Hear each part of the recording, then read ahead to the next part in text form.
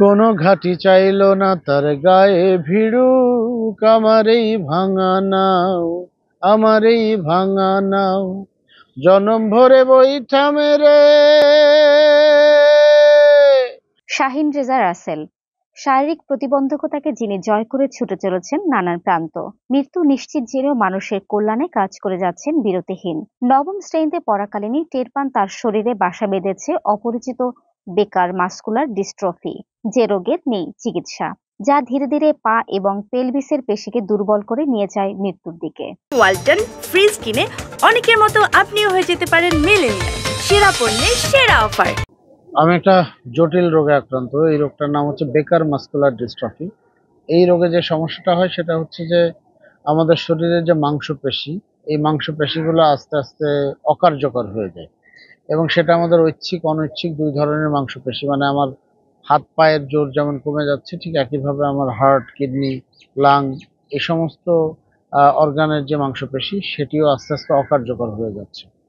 তো প্রাথমিকভাবে আমার পায়ে যেটা শুরু হয়েছিল, তারপরে তো আমি আস্তে আস্তে হাঁটা চলার ক্ষমতা হারিয়ে ফেললাম, এরপরে হুইল চেয়ারে আসলাম। এখন সেটি আমার হাত বা অন্যান্য অঙ্গেও ছড়িয়ে গেছে। আবার একইভাবে আমার হার্টে, বিশেষ করে আমার হার্টে এখন মাত্র 36% কাজ করে আমার হার্ট। ফুসফুসের কার্যক্ষমতা কমে গেছে, এটা দিন দিন আরো কমে যাচ্ছে। তো এটি আসলে কমতে কমতে একসময় নিঃশেষ হয়ে যায়। এভাবেই সাধারণত এই রোগে যারা আক্রান্ত তারা মৃত্যুবরণ করে। তো আমি এখনো বেঁচে আছি আল্লাহর রহমতে। আমি জানি না কতদিন কিভাবে থাকতে পারবো। প্রথমে জীবন নিয়ে হতাশ হলেও আশাবাদী রাসেল জড়িয়ে পড়েন সাংস্কৃতিক কর্মকাণ্ডে। ঢাকা বিশ্ববিদ্যালয়ে প্রথম পরিবেশ বিষয়ক সংগঠন তৈরি করেন। বিশ্ববিদ্যালয় ভিত্তিক এটাই প্রথম পরিবেশ বিষয়ক সংগঠন। পৃথিবীর প্রথম পরিবেশ ও জলবায়ু বিষয়ক জাদুঘর তৈরি করেছেন মাগুরাতে। তীরন্দাজ নাট্যদলও তার গড়া। 9টি কাব্যগ্রন্থ প্রকাশিত হয়েছে রাসেলের। কাজ করছেন শিল্পকলা একাডেমিতেও। পাশাপাশি হুইল চেয়ারে করে ঘুরছেন দেশের নানান প্রান্ত। যখন প্রথম আমার এই রোগটা ধরা পড়ে, তখন কিন্তু আমি হাঁটতে পারতাম, সাঁতার কাটতে পারতাম, বাইক চালাইতে পারতাম, সবই পারতাম। আমি তখন ক্লাস 9-10-এ পড়ি। সেই সময় প্রথম জানতে পারি যে আমার এরকম একটি রোগ আছে, এবং এই রোগে আমি 10 বছর পরে পঙ্গু হয়ে যাব, হুইল চেয়ার নিতে হবে, এবং এই রোগে একসময় হয়তো আমাকে মৃত্যুবরণ করতে হবে। তো এটি যখন প্রথম আমি জানতে পারি, তখন মানে আমি খুব হতাশ হয়ে গেছিলাম, এবং 1 বছর পর্যন্ত আমি প্রায় অনেকটা অ্যাবনর্মালের মতো ছিলাম। পড়াশোনা করতাম না, মানে খুব এলোমেলো জীবনযাপন করতাম।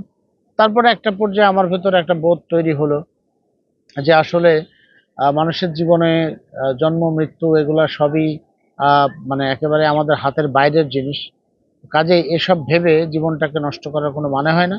যে কয়দিন বাঁচবো সেই কয়দিন যেন একটু জীবনটাকে উদযাপন করে বাঁচতে পারি। এই যে একটা বোধ তৈরি হলো, তখন থেকে আমি চিন্তা করলাম যে আমাকে আরো বেশি কাজের মধ্যে ঢুকতে হবে, আরো বেশি ভ্রমণ করতে হবে, এবং আমি চিন্তা করলাম আমি হুইল চেয়ারে যাওয়ার আগেই বাংলাদেশটা দেখে ফেলবো। এই যে ভ্রমণের চর্চাটা শুরু হলো, আর ছোটবেলা থেকে লেখালেখি করতাম, ছড়া লিখতাম কচিকাঁচার আসরে। একসময় ইত্তেফাকের কচিকাঁচার আসরে ওই পাতায় ছড়া লিখতাম। তো ছোটবেলা থেকে তো ওইটা ছিল।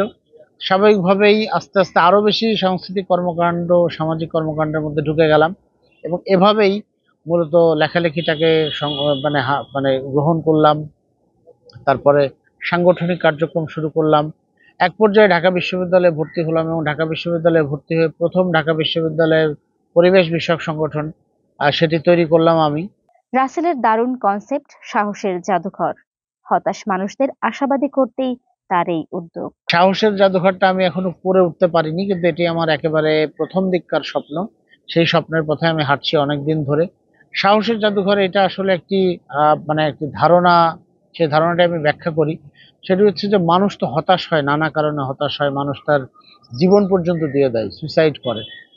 তো আমি চিন্তা করেছি যে সারা পৃথিবীতে দুঃসাহসী মানুষ যারা, বিশেষ করে যারা শারীরিক নানান ধরনের প্রতিবন্ধকতা ফেস করে জীবনে সফল হয়েছে, তাদের গল্প একটা মিউজিয়ামের মধ্যে আমি রাখবো। এবং সেই মিউজিয়ামে হয়তো স্টিফেন হকিং এর কথাই বলতে পারি, যে তার ব্যবহৃত হুইল চেয়ার, তার গবেষণার বিভিন্ন জিনিসপত্র, তার ব্যবহৃত বিভিন্ন জিনিসপত্র, তার সম্পর্কে কথা, বা এভাবে যারা সফল হয়েছে তাদের বিভিন্ন মানে গল্প সেখানে তুলে ধরা হবে।